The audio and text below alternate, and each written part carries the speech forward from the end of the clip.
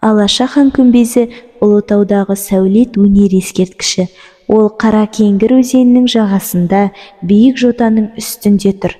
Ғалымдар күмбезді Қарахан әулетіне Оғыз Қыпшақ заманындағы сәулет өнерінің қатарына қосады.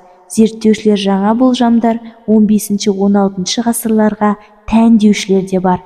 Жасаса да күмбездің әбден мүжіліп, тозған түрімен басқа ешбір ескерткішке ұқсамайтын көркемдеу тәсілі оны арғы замандарға сілтейді.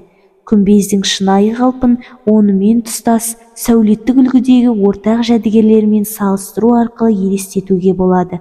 Бұл орайда ол Қарахан әулеті дәуірі сәулет үлгілерінің салжық өнері аталатын түрлерімен байланыстырылады.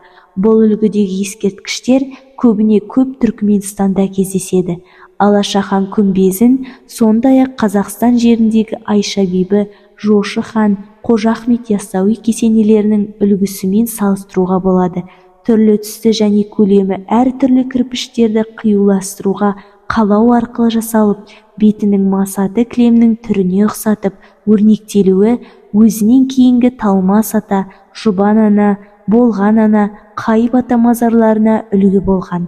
1894 жылы Қырғыз даласының очерктерінде орыс шығыстанушы ғалымы Шмидт жазған шыны сияқты ақ сылақ пен көк сылақ, төрт құбыласы сай ғажап пропорция Айша бибі, Қожа Ахмет Яссауи кесенелерінде кездеседі.